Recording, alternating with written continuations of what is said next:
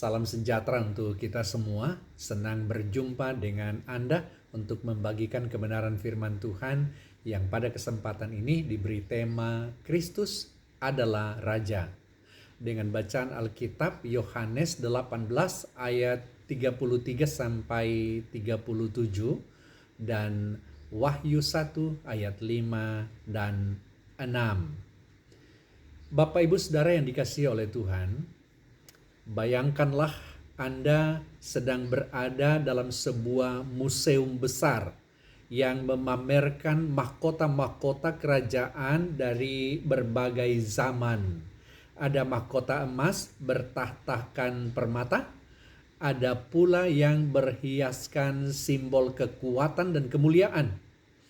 Ketika kita melihat mahkota-mahkota itu, kita bertanya, siapa yang dahulu memakainya? Seperti apa pemerintahan mereka? Apakah rakyat mereka hidup dalam damai? Namun kemudian perhatian Anda tertuju ada satu ruang kosong dengan sebuah tulisan kecil yang berkata begini, mahkota sang raja yang sejati tidak dapat dipamerkan karena dia memerintah bukan dengan permata tetapi dengan kebenaran. Lalu saudara, tulisan sederhana itu mengundang rasa penasaran. Jika raja sejati itu tidak dimahkotai emas, bagaimana orang bisa mengenalinya? Bila kerajaannya tidak dapat dilihat dalam bentuk istana atau pasukan, bagaimana kuasanya dinyatakan? Rasa penasaran seperti inilah yang membawa kita masuk ke kisah besar di Yohanes 18 ayat 33 sampai 37 ketika seorang raja berdiri di hadapan seorang gubernur Romawi, tetapi tampak tanpa keagungan yang dunia kenal.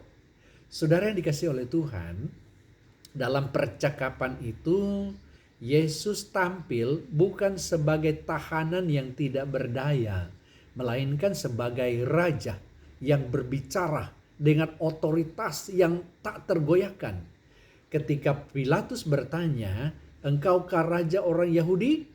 Yesus menyingkapkan bahwa kerajaannya tidak dapat diukur dengan kategori dunia. Bukan soal wilayah, bukan soal kekuatan militer atau kepentingan politik. Yesus menjawab dengan menyingkap suatu realita yang jauh melampaui politik, melampaui kekuasaan dan batas geografis. Dia pun berkata, "Kerajaanku bukan dari dunia ini." Ia bukan mengatakan bahwa kerajaannya sama sekali tidak hadir di dunia, bukan. Tetapi bahwa sumbernya bukan berasal dari dunia yang rapuh, yang manipulatif, dan penuh perebutan kuasa ini, bukan. Karena sesungguhnya kerajaan Kristus bersifat kekal, kudus, dan berasal langsung dari Allah. Saudara yang dikasihi oleh Tuhan, Wahyu 1 ayat 5 sampai 6 memberikan gambaran yang lebih megah tentang identitas Yesus ini. Yesus disebut saksi yang setia, yang menunjukkan bahwa seluruh hidup dan pelayanannya adalah kesaksian yang sempurna tentang kebenaran Allah. Ia adalah yang pertama bangkit dari antara orang mati, menyatakan kemenangannya atas kuasa maut, dan ia adalah yang berkuasa atas raja-raja di bumi. Ini menegaskan saudara bahwa tidak ada kerajaan dunia manapun yang dapat menyaingi pemerintahannya. Melalui darahnya, ia telah melepaskan kita dari dosa dan menjadikan kita suatu kerajaan, menjadi imam-imam bagi Allah. Kerajaannya saudara bukan saja memerintah atas dunia, tetapi juga membentuk identitas kita yang percaya kepadanya. Bapak Ibu Saudara yang dikasihi Tuhan, Alkisah seorang raja besar di masa lampau ingin memahami kehidupan rakyatnya. Ia pun kemudian menyamar menjadi rakyat biasa dan berkeliling pasar serta berkeliling desa-desa. Ia melihat penderitaan, kelelahan, dan pergumulan rakyatnya. Tergerak oleh pengalaman itu, ia kembali membuat kebijakan yang menolong banyak orang. Namun sesungguhnya saudara, ia tetaplah raja yang tidak pernah benar-benar meninggalkan istananya. Karena penyamarannya itu hanyalah sementara adanya. Sebab setelah penyamaran itu, dia akan kembali duduk di tahtanya semula. Saudara, Kristus tidak demikian. Ia tidak hanya turun sebentar. Ia sungguh-sungguh meninggalkan kemuliaannya dan menjadi manusia sepenuhnya. Ia merasakan lapar, merasakan lelah, merasakan penolakan, kesedihan, dan bahkan maut. Dalam penderitaan itulah saudara, dia membangun kerajaan yang berbeda. Bukan kerajaan yang merebut dan menaklukkan dengan kekuatan, tetapi kerajaan yang menyembuhkan, membebaskan, dan yang terutama menyelamatkan dengan kasih dan kebenaran. Tahtanya ditegakkan saudara bukan di istana, melainkan di atas kayu salib.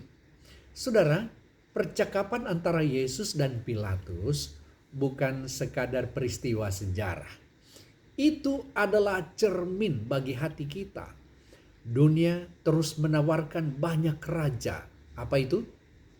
Popularitas, uang, kekuasaan, prestise, atau ambisi diri kita. Semuanya tampak menjanjikan, tetapi pada akhirnya meninggalkan kekosongan dan kegelisahan. Sebaliknya saudara, Kristus mengundang kita masuk ke kerajaan kebenaran. Setiap orang yang berasal dari kebenaran mendengarkan suaraku. Itu kata Yesus. Artinya hanya mereka yang mau tunduk pada kebenaran, mereka itulah yang dapat sungguh-sungguh mengenal Raja yang sejati. Hari ini saudara, kita diingatkan bahwa Kristus adalah Raja. Bukan hanya secara teologis, tetapi secara nyata dalam hidup kita. Ia adalah Raja atas seluruh semesta, tetapi juga Raja atas hati, atas keputusan, dan arah kehidupan kita. Ia telah menjadikan kita sebagai umat kerajaannya, dipanggil untuk hidup dalam kebenaran, keadilan, dan kasih. Karena itu saudara, di tengah dunia yang dipenuhi konflik, ketakutan, dan bahkan ketidakpastian ini, marilah kita berdiri di pihak Raja yang tidak pernah berubah. Raja yang kerajaannya kekal. Raja yang memerintah dengan kasih, bukan kekejaman. Dengan kebenaran, bukan manipulasi. Kristus adalah Raja. Dan ketika kita hidup di bawah pemerintahannya, kita menemukan damai yang tidak dapat diberikan dunia dan kuasa yang tidak dapat digoncangkan oleh apapun. Tuhan memberkati saudara.